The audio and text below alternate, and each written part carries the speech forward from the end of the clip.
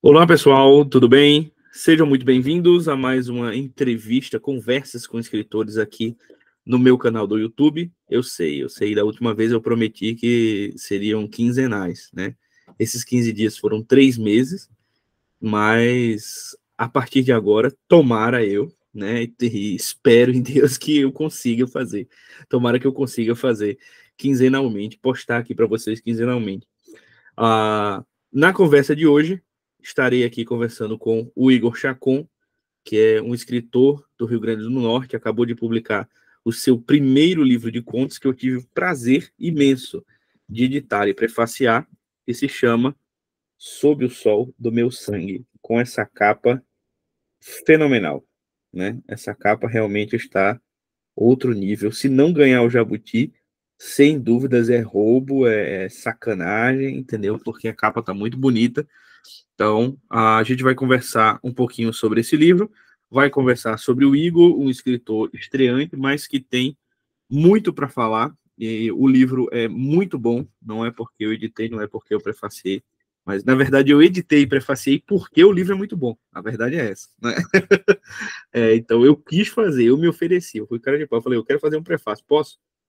Quero publicar, posso também, então eu fui cara de pau nesse sentido de querer publicar a obra, e eu acho que todo mundo tinha que ler, todo mundo tinha que conhecer, e por isso que eu trouxe o Igor aqui para conversar com ele também, e para que vocês o conheçam. Se vocês tiverem perguntas, dúvidas, comentários, façam aí na seção de comentários do YouTube, tá? Igor, prazerzão falar com você. Primeiro, se apresenta aí para o pessoal, dá uma breve biografia sobre você. Você pode citar todos aqueles casos que você estava falando antes da gravação também. Prazer. Bom, meu nome é Igor Chacon, nasci aqui mesmo em Natal, Rio Grande do Norte, e eu agora sou escritor, né? Acho que eu posso dizer, já publiquei, né? Posso dizer que eu sou escritor, apesar de já ter trabalhado em algumas coisas na vida. Sou formado em psicologia, foi minha primeira formação.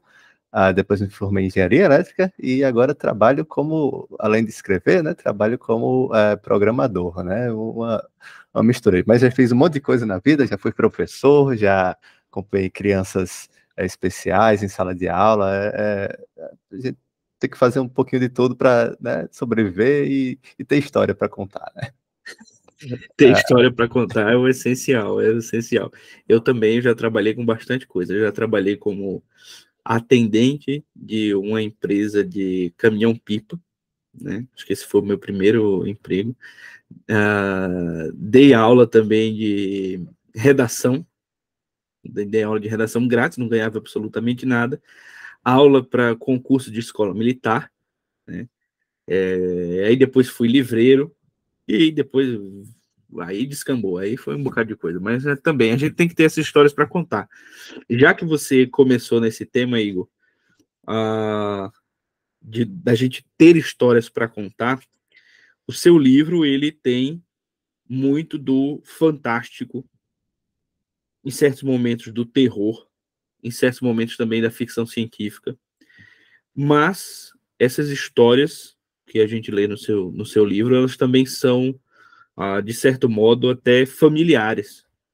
Parece que a gente pensa assim, eu conheço uma história semelhante, eu conheço um personagem parecido, acho que eu já vi isso em algum lugar, mas não desse jeito, não escrito dessa forma, não com esse conteúdo, mas toda vez que a gente lê, e eu já reli esse livro algumas vezes, né, na edição, na revisão, tudo mais, eu percebi, tem alguma coisa aqui que eu já vi em algum lugar, eu conheço essa situação, esse personagem de algum lugar, mas está escrito de um modo diferente.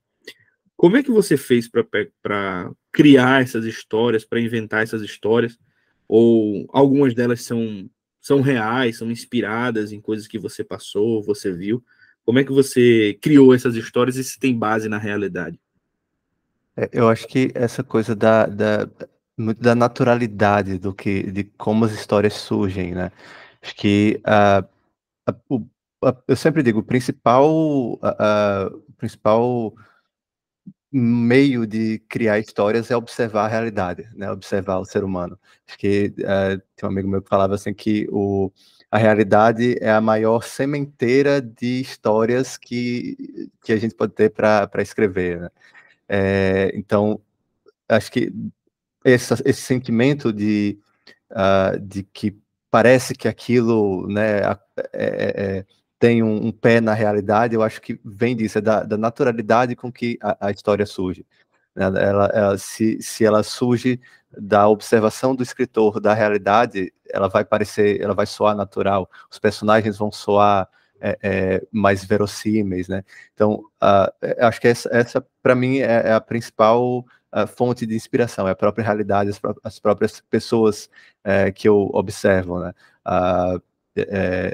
Eu acho que esse é o principal. E respondendo, né, a pergunta, acho que foi principalmente daí, dos, uh, dos acontecimentos reais mesmo. Algumas histórias, por mais que elas sejam fantasiosas, elas quase que são do imaginário, né?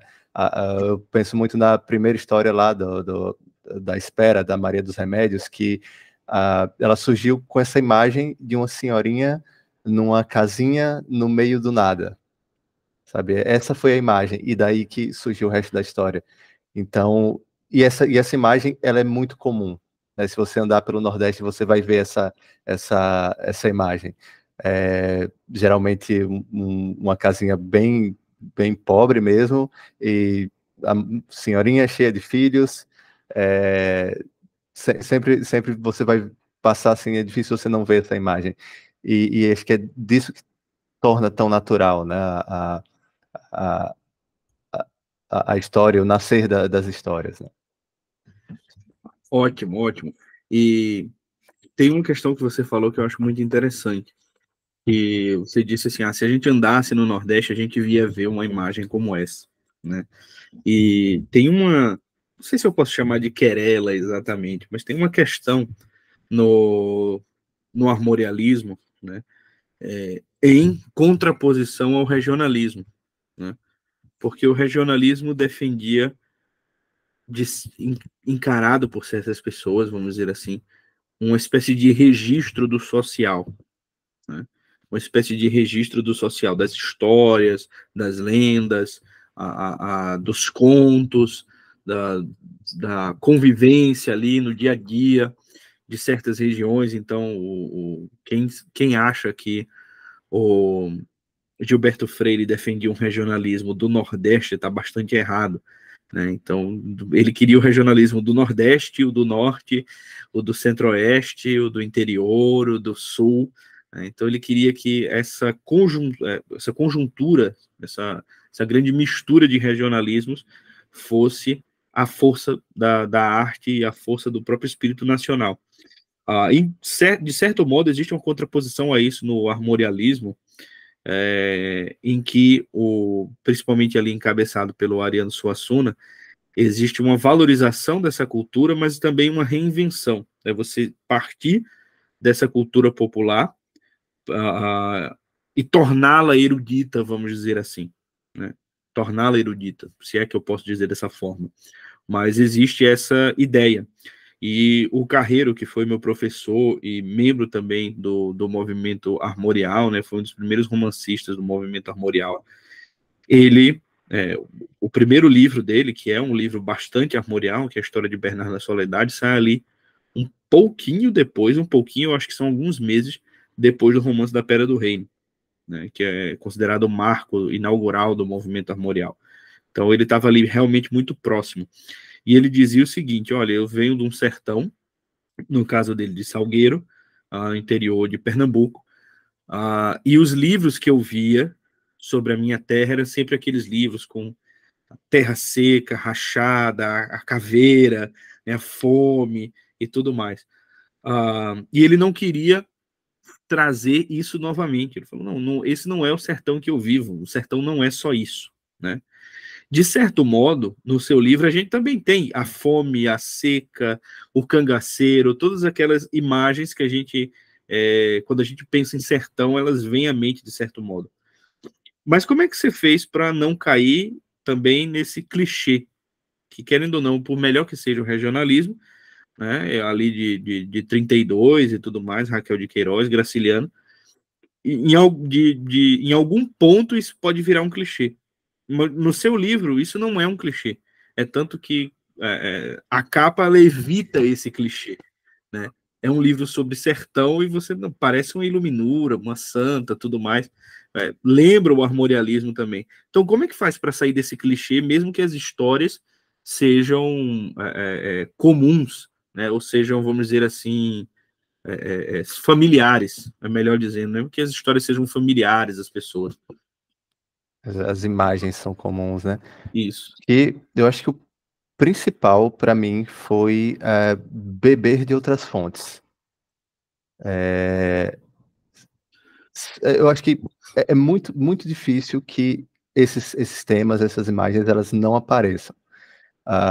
Talvez em alguns escritores geniais aqui do Nordeste que não queiram que apareça, eles consigam fazer não aparecer, né? Mas pelo menos para mim é muito difícil. Até mesmo questões religiosas ou enfim, questões que eu até evito assim ser como que a gente até já conversou outras vezes, mas como não ser muito enfático assim na questão religiosa, né, no livro. Eu tento não pesar tanto a mão nisso, apesar de eu ter a minha crença e tudo, mas é impossível.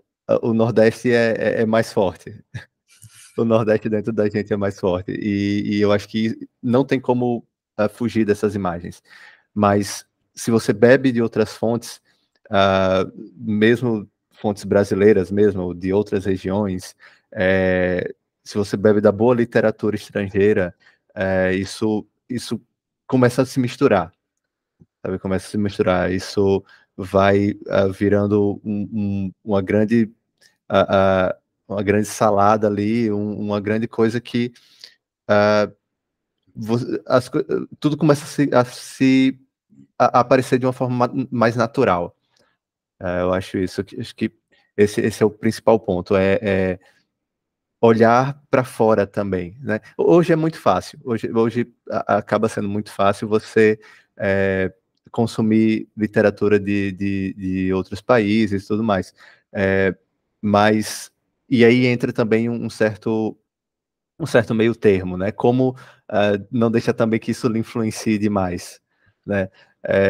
Não sei o quanto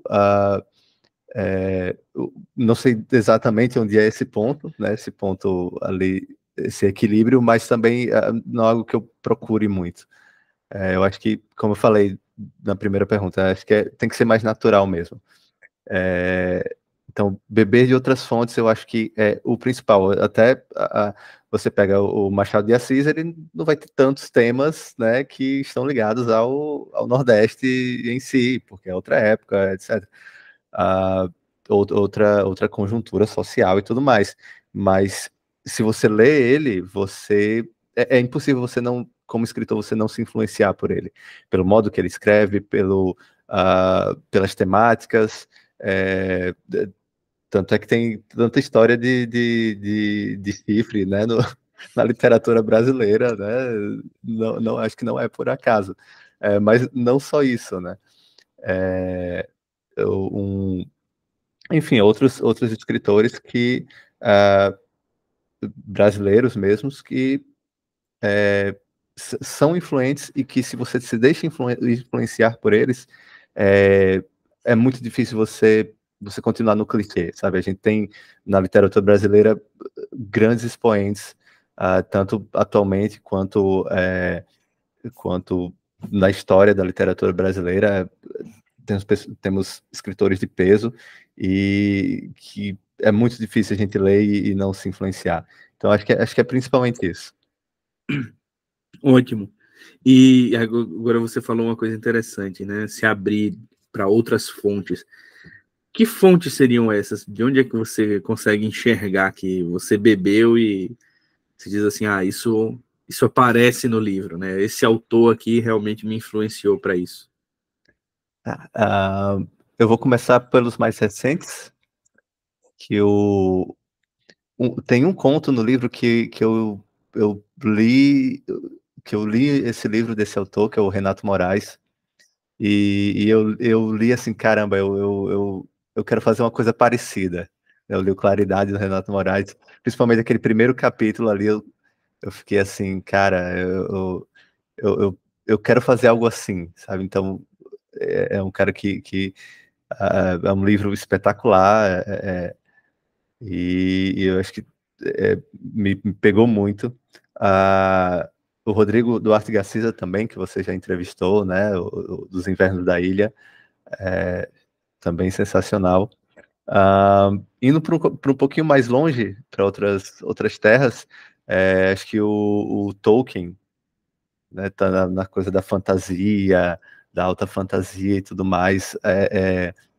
Eu acho que desde a minha adolescência eu bebi muito na fonte do Tolkien. O C.S. Lewis também, né? O Edgar Allan Poe. Eu acho que Jane Austen, enfim, acho que esses são o próprio Machado, né? Que eu já falei. O, tá me fugindo alguns nomes agora, mas deixa eu ver aqui. Não, mas eu consigo ver alguns desses autores que você falou. Agora eu fiquei curioso, qual conto que você disse que queria, que leu o Claridade e tentou fazer algo parecido ou queria fazer algo nesse clima? Foi. Eu não sei se deixa muito passar isso, mas foi o Flores de Jerimum. Não, não, para mim não veio isso. Isso é bom, né? Eu É, li, mas não me veio à mente, mas faz sentido. eu Faz acho que principalmente a coisa das descrições dos personagens, descrição de cenários, assim, eu peguei um pouco do Renato Moraes. Isso é bom saber, isso é bom saber, porque é interessante ver também que a gente já tem uma nova geração que já está influenciando a própria geração, né? Então, conversei também aqui já no YouTube com o Leandro Carvalho, e ele já é um ótimo poeta e que já ele fala, não, já sou discípulo, vamos dizer assim, aluno do João Filho, já está fazendo escola, entendeu? Tudo bem que a gente diz que o João Filho é novo autor e o cara publica desde o final da década de 90, né, sei lá, então é sacanagem falar isso também, mas eu também não estou chamando o João de velho, viu, João? Se você tiver isso, vendo isso aí, não leve para o pessoal, tá? Por favor. Mas isso é muito interessante ver, né? É muito interessante ver. Pô, já tem uma nova geração, a geração dos autores mais recentes, o Claridade é 2015, se não me engano, algo assim, né? Por aí. Os Invernos da Ilha 2016, 2017, algo por aí. Então você vê que já tem autores recentes influenciando uma outra geração. Isso é muito interessante de ver. Agora, a capa, e eu vou mostrar de novo, até vocês se convencerem a comprar, porque só a capa já vale, né? A capa, ela denuncia, e hoje me mandaram um comentário, né? Eu tenho informantes por todos os grupos que vocês imaginarem, né? Não vou dizer quem são esses informantes, mas é uma pessoa só que está em vários grupos e sempre me manda os comentários. Então, esse meu informante colocou lá um comentário que ele viu num grupo, falando assim: nossa, essa capa me lembra realmente essa questão armorial e tudo mais. E parece que o livro tem a ver com isso. E aí eu queria ver com você o que o livro tem a ver com o armorial. O que tem de Ariano Suassuna aí nesse livro? Cara, eu acho que eu não citei Ariano Suassuna, né, quando estava citando aqui, mas com certeza é uma das minhas maiores influências. É, basicamente, eu cresci assim, né, ouvindo falar dele, lendo o livro dele. É, o Romance da Pedra do Reino tá com certeza nos meus tops livros, assim. É, é, e eu acho que, cara, o que é que tem de armorial? Uma boa pergunta. Ah, o, Principalmente tem as influências nordestinas, né? Isso é típico do movimento armorial. A capa né, ficou belíssima e já passa isso, né, a capa ficou muito boa porque ela fala muito sobre o livro, né, não é aquelas capas genéricas daquelas editoras antigas, né, que, Não vamos enfim. xingar a concorrência, Igor. Não vamos falar mal do Martin Claret aqui. Em defesa deles, as capas ultimamente têm saído boas. Não, tem sido boas, é só zoação.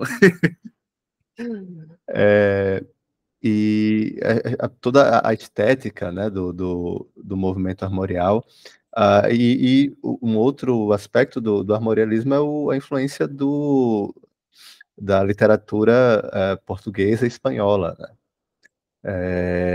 Que também é algo que influencia muito o Nordeste, e também acho que transpassa muito isso, né, nas histórias, desde do, do cangaceiro que se vê como um cavaleiro, né, um cavaleiro medieval, ou né,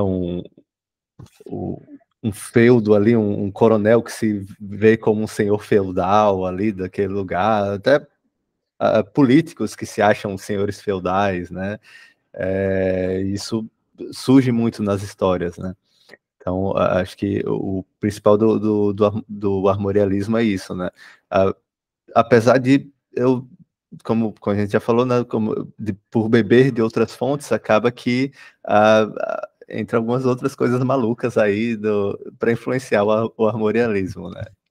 Essa coisa do terror, da ficção científica, né? Que não era tão forte ali na época do Ariano Suassuna, pelo menos não para ele ali, apesar de já ter toda a era de ouro ali da ficção científica, né? Isaac Asimov, Philip K. Dick, entre outros, que eu gosto muito também, né? E aí acaba surgindo também na escrita. Muito bom. E o nosso querido Dimitri, né, na discussão lá que a gente estava tendo no grupo, quando estávamos falando do seu conto, ele falou de neo-armorialismo. Quando isso veio, eu falei, perfeito. É exatamente isso, porque o armorialismo era essa valorização da cultura popular em mistura com a cultura erudita, vamos dizer assim, né? Mas aqui no seu livro eu vejo a cultura erudita, a cultura popular e também certos elementos da literatura de gênero. Então, por isso que eu achei muito interessante. Então, você tá ali no meio de uma procissão no sertão, tem cangaceiros e tudo mais, e aí tem aviões. Não, peraí, como assim surgiram os aviões e um bombardeio? Entendeu? Era assim? Não, peraí, não é bem isso, então. Acho que tem alguma outra coisa nesse universo que não é exatamente o que a gente já leu. E eu acho que isso é muito bom no livro, porque a mim, desde a primeira leitura até a última, eu fui me surpreendendo. Então, peraí, não, eu acho que está indo por esse caminho. Não, peraí, não é bem esse caminho. Tem um elemento a mais que eu não imaginava. Né? Então, tem um conto de ficção científica e você começa a ler ele, você não tem ideia que é um conto de ficção científica. Né? Você só vai lendo. Lá no meio do conto, quando você já está totalmente entretido, eu acho que é inclusive mais para o final, você entende, caramba, então, peraí, então isso é um conto de ficção científica, eu não sabia. Então tem um elemento ali, e esses elementos, eu acho que a mistura desses elementos pode ser considerado um neo-armorialismo. Tomara que se comece com movimento, tomara que você comece um movimento com isso aí, porque isso aí é muito bom. Recentemente a gente teve uma mistura, o Cristiano Aguiar escreveu ali o gótico nordestino e tudo mais, mas não é a mesma coisa, não é nem de perto parecido. Mas eu gostei muito por conta desses elementos que comumente a gente não vê, né? Então, tem um elemento de terror, um conto de terror em específico, eu gosto muito. Então, caramba, tem um fantasma aqui, né? O nome do conto é O Fantasma. Então, peraí, tem um fantasma, que fantasma é esse? E quando você entende que fantasma é, a ideia é muito boa, o conto é muito bem feito. Então, essa mistura desses elementos, isso é que ficou muito bom e torna o livro tão diferente. Né? Então, o livro é muito diferente, isso é muito bom. Agora, eu queria que você me falasse, Igor, como que você começou a escrever esse livro? De onde é que veio a ideia, né? Ou você começou assim um primeiro conto depois que percebeu que tinha um livro, ou você pensou nisso primeiro, eu quero fazer o neo-armorialismo aqui e tudo mais. Como é que veio o lampejo, vamos dizer assim, para escrever esse livro? Cara, então, esse livro ele foi sendo escrito muito aos poucos. Eu acho que o conto mais antigo dele deve ser ali 2015, 2014, coisa assim.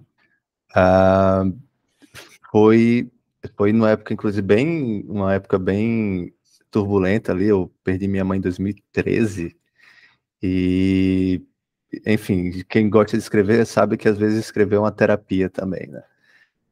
Então, um pouco ali para expulsar certos fantasmas, certos demônios, eu comecei a escrever, né? E se não me falha a memória, o conto mais antigo, inclusive, é o primeiro. Caramba. Que, né, toda a história da Maria dos Remédios lá, dos filhos, da perda dos filhos. E a minha mãe também perdeu 2 crianças antes de eu nascer. Então, acho que é aquelas coisas que é impossível a pessoa viver e não sair nas histórias que ela conta, né? Não ser impressa ali nas histórias. Então, acho que foi um livro, assim, escrito bem devagar, bem sem pressa mesmo, e eu escrevi outros contos, né, além deles, nessa época, né, além deles, mas que não tem a mesma temática, né?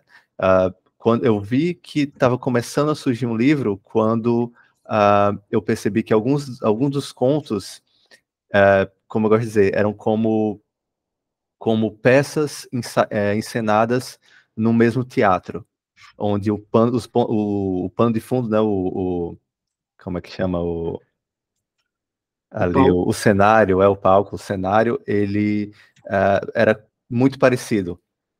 E aí eu fui vendo, poxa, essa história aqui, ela parece que está sendo encenada no mesmo cenário, no mesmo palco que aquela outra história ali. Poxa, eles podiam estar num livro, não é mesmo? E aí que o livro foi se construindo dessa forma. Acho que, e eu gosto muito disso, porque foi algo muito orgânico. Não foi algo do tipo, eu quero escrever um livro de contos, vou escrever aqui X contos com a temática Y e vou jogar eles todos ali juntos. Não. Foi algo muito mais natural, muito mais orgânico, né? Tanto é que, como disse, outros contos surgiram no meio que não entraram no livro, ou porque eu percebi que eles não encaixavam ali, né? Ou, enfim, porque não tinha a mesma qualidade. E aí acabou. E outra coisa que eu gostei também na hora de montar foi pensar nele como um álbum, né, de música. Então tem um início ali que é para pegar o ritmo, você está escutando ali. Isso, claro, quando você comprava CD antigamente, né, LP antigamente, que hoje em dia você escuta tudo, você não sabe nem o nome da música, né? Você bota ali no computador, vai escutando, nem. Mas antigamente você comprava mesmo, não sabia, não fazia ideia do que havia, como é mais ou menos o livro hoje em dia ainda.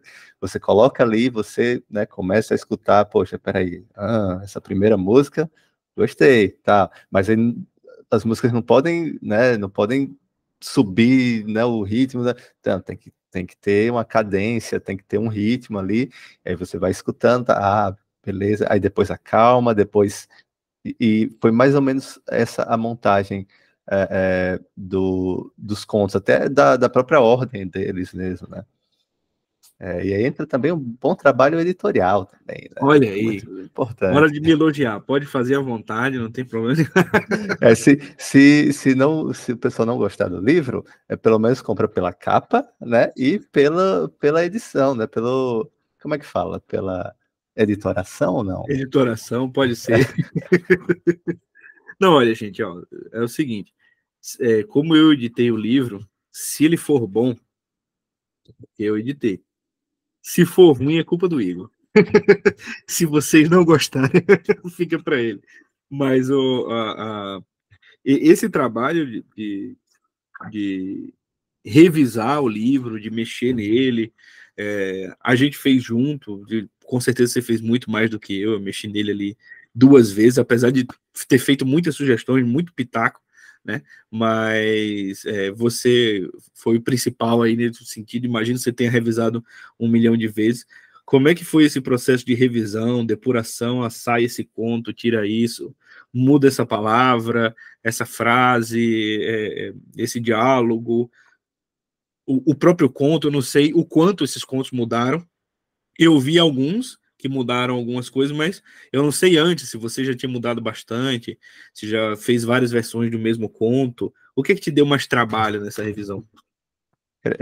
Primeiro, acho que a revisão é algo que eu achei muito interessante fazer, né? O meu primeiro livro, porque a escrita é uma atividade muito solitária. Você e a página em branco ali, tchau e benção, né? Mas revisar a parte da edição é um trabalho coletivo. E eu achei isso bem interessante, assim. Eu não sabia o quão coletivo era, sabe? O quanto um livro dependia, eu via, né? Tem lá, você pega um livro, tem lá todas as pessoas que estão envolvidas, mas você não tem noção de como essas pessoas são importantes para a montagem, né? Do livro e todo o material. E sobre os contos, sim, teve contos que passaram por mudanças bem drásticas até. Tanto de cenas quanto do enredo em si mesmo. Contos que tiveram elementos retirados, contos que eu achei que esse conto aqui cabia um elemento aqui que ainda não está nele, dá para encaixar? Aí às vezes dava, às vezes não dava. Revisão é um trabalho muito dessa lapidação, assim, né? Eu acho que tem aquela imagem do escritor como escultor, né? Que a primeira versão é aquela, quase que a pedra só retirada ali, né, o corte ali da pedra. E depois é que tem que ir tirando até sobrar só o que realmente tá bom ali, né? Tiveram contos que deram bastante trabalho, alguns que deram menos trabalho, né? Sempre tem o filho que dá menos trabalho e o filho que dá mais trabalho, né? E qual foi o que você acha que teve mais trabalho? Eu acho que é um que ele é até relativamente longo, que é o da cúpula, a cúpula monocromática, que é o que ele é até assim, é o que eu acho que ele é mais diferente assim no livro, porque talvez ele pegue mais o elemento da ficção científica, né, do fantástico, tem influências até de Shakespeare nele, né? Então, assim, eu acho que ele deu muito trabalho, porque eu pensei várias vezes até em retirar ele, porque eu sempre olhava para ele assim e me perguntava se ele se encaixava, sabe? Se ele não era aquela música muito, muito destoante ali você já deve ter pegado algum disco que tem, né? Ah, tá lá todas as músicas, mas tem aquela música que. Para os roqueiros, eles vão entender o que eu tô falando. É a música Changes no meio de um álbum do Black Sabbath, entendeu? É um pianinho com o Ozzy tentando cantar bonitinho. Isso. Você fala, como assim? O que tá acontecendo? Mas não deixa de ser muito bom. Exato. E acho que o maior trabalho dele foi esse mesmo. Foi essa lapidação de fazer com que ele desse o tom e ele tivesse o tema, ele já tinha um tema, né? Mas ele também tivesse o tom que se encaixasse ali, ah, tanto no livro quanto naquele lugar específico do livro, que isso também foi pensado, né? E cada conto aonde ele está no livro, isso também foi pensado, né? E desses todos, o filho favorito, o que é que você acha? Nosso filho favorito é o Espera, é o primeiro. É o primeiro. Ele Eu achei que fosse Flores de Jerimum. Ele também, eles têm lugares especiais no meu coração, mas acho que o Espera é aquele é um conto assim que, poxa, se forem falar mal do livro, pelo menos se disserem, mas tem esse daqui que é bom, aí para mim já ganhei, sabe? Ele é o que tem um lugar especial assim no coração. Massa, massa. E a gente falou bastante coisa aqui de influências e tudo mais. Ah, como é que você vê o seu processo de aprendizado de escrita com esse livro? Porque a gente diz que o primeiro disco de uma banda é sempre o mais cru, né? E às vezes o primeiro livro de um escritor também, né? Mas eu vejo que muitas vezes é o primeiro livro do escritor que você enxerga algo do futuro nele. Você falando, tá, aqui parece que ele está colocando as sementes na terra, né? E dependendo do que você vai plantar, é aquilo que vai crescer e que vai colher, né? E o primeiro livro a gente aprende pra caramba, né? O meu tá para sair aí também. Talvez quando vocês estiverem assistindo já tenha saído. Mas como é que foi o seu aprendizado em relação à escrita? Porque o meu mesmo, ele vai ser publicado, já tem coisa que eu falei, eu não vou reler. Talvez eu já mudasse, entendeu? Eu já estou escrevendo diferente, já escrevi muita coisa diferente depois disso, né? Como é que você está enxergando já o primeiro livro aí publicado e tudo mais? Como é que você vê esse processo de mudança e de aprendizado também? É engraçado que, fazendo um paralelo com a música, né, como a gente tá fazendo, é engraçado porque você vê grandes escritores que, depois de lançar bons livros, lançam mais bons livros, né? E na música, eu não sei porquê, mas eu não vejo muito isso. Às vezes tem artistas que ainda estão vivos, que lançaram grandes músicas, e, poxa, cadê? Você não fez aquilo ali há 30 anos atrás, 40 anos atrás? Poxa, por que você não faz? Enfim, acho que é um fenômeno a ser estudado aí. Mas talvez para a literatura, ah, por ser um processo de processo criativo talvez um pouco mais lento, né? Uma música, não sei, eu não conheço muitos artistas que demoraram anos, décadas para escrever uma música. Mas você tem escritores, né? O Tolkien demorou décadas para escrever, né, o esboço do Senhor dos Anéis.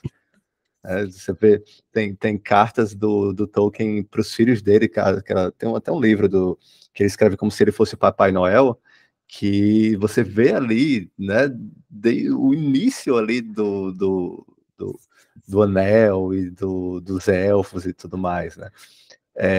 Então, talvez seja um processo muito mais longo e talvez por isso o escritor mais experiente, ele ainda continua escrevendo coisas, né? Coisas, às vezes, cada vez melhores. E eu acho que é isso, tem que ter esse aprendizado e você falou, né, que não vai ler as coisas, né? Tá pensando se vai ler ou não vai mesmo ler o que já escreveu. Eu acho que tem isso de a gente, quando escreve aquilo suga tanto de nós, a gente imprime tanto da nossa alma ali no que a gente está escrevendo, que é o nosso eu daquele momento que está ali. Não só de técnica literária, mas também de crença, de tudo, né?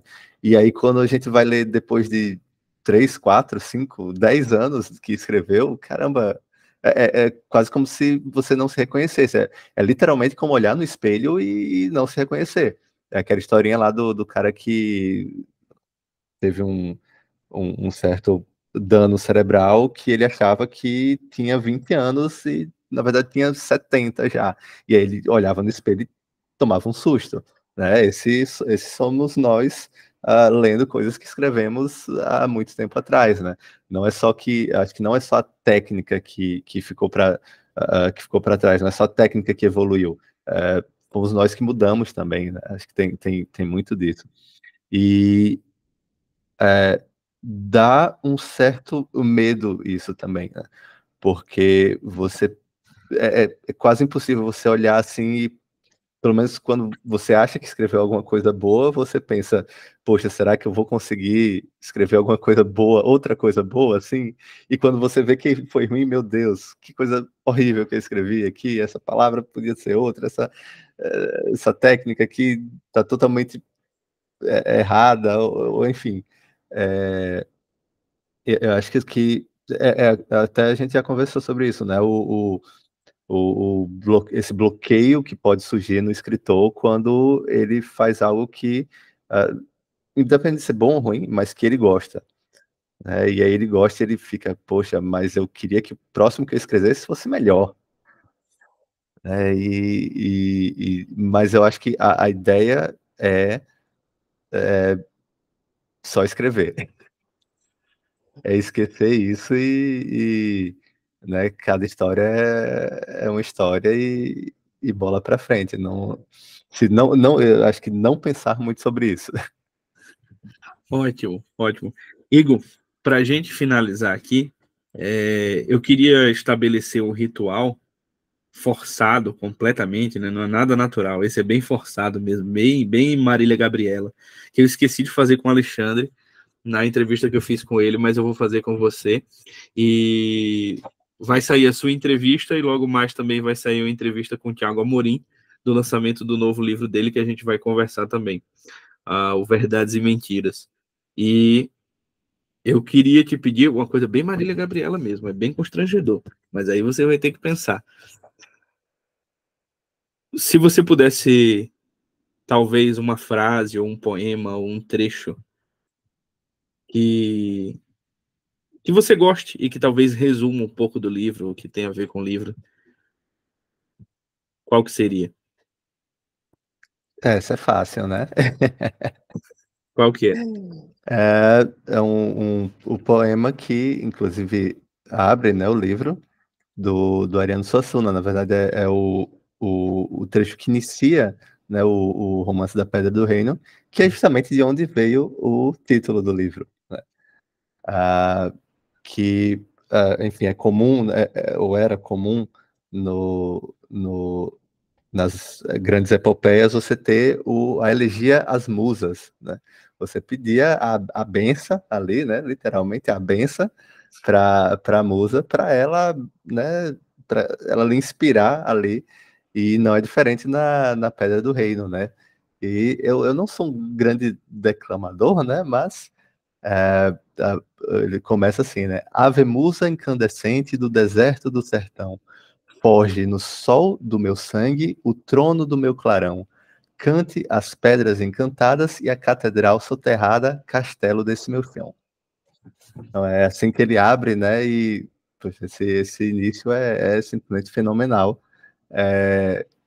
Fala muito, né? Ele fala muito ali sobre a história que ele vai contar. E tem essa conversa, né, entre o popular nordestino e toda a carga que nos foi herdada né, da poesia épica, da cultura medieval europeia, né, e tudo mais. É um casamento fantástico, né? Muito bom, muito bom. Gostei. Igor, prazerzão conversar com você aqui. Pessoal, o link, ou os links, para vocês comprarem o livro do Igor, Sob o Sol do Meu Sangue, tá? Ah, tô na dúvida, tem o meu prefácio. Comprem, leiam o prefácio e vocês vão se convencer, e aí vocês vão ler também, mas eu tenho certeza, se você chegou aqui no final da entrevista, você já se convenceu de ler o livro do Igor. E tá realmente muito bom. Mas os links vão estar aqui na descrição do vídeo, tá? Espero que tenham gostado dessa entrevista, Igor. Espero que você tenha gostado também dessa conversa. Muito bom, foi muito bom. Muito Então, obrigado. E É um prazer sempre e conte comigo para esse e mais livros também. Vou preparar outros Olha ainda. aí, olha aí, olha aí, olha aí. Eu sei que já tem um conto do próximo livro, né? Esse eu já li, eu só não sei se já tem mais. Como é que Tem, tá o tem. processo? Tem? Olha aí. Então, logo mais teremos Sob o Sol do Meu Sangue 2, A Vingança, né? O Logo inimigo mais. agora é outro. O inimigo agora é outro, exatamente. Então é isso, Igor. Valeu, muito obrigado. Pessoal, tchau, tchau. Até mais. Espero que tenham gostado. Logo mais teremos diversas entrevistas, diversas conversas com escritores aqui no YouTube. Espero, me cobrem também, para que eu não pare, tá? Esses dias comentaram num vídeo muito antigo, sei lá, de 3, 4 anos atrás, muito antigo para a internet, é 3, 4 anos atrás. Então, comentaram, por que você parou com os vídeos? E era um vídeo assim, todo feio, num cenário terrível, mal gravado, tava todo laranja, né? Mas a edição, as cores ficaram esquisitas e tal. Mas a galera gostou, então estou tentando não parar. E se vocês me cobrarem, eu vou ficar com mais dor na consciência e vou tentar fazer isso aí para frente, tá? Mas logo mais teremos mais entrevistas. Eu sei que com o Thiago Amorim já está confirmado. Teremos também uma entrevista logo mais, logo menos, com o Igor Salles, porque no mês que vem, né, a gente vai fazer o lançamento do novo livro do Igor Salles, também pela UBIC. Esse, vocês não perdem por esperar, vai ser muito bom, tá? Vários Igors na UBIC, né? Então, a UBIC é o país dos Igors e dos Gabriels. Só tem Gabriel, Gabriele, Gabriel no sobrenome, é Gabriel design, é Gabriele na capa, assim, tudo uma viagem. Só tem Gabriel e agora tem os Igors também.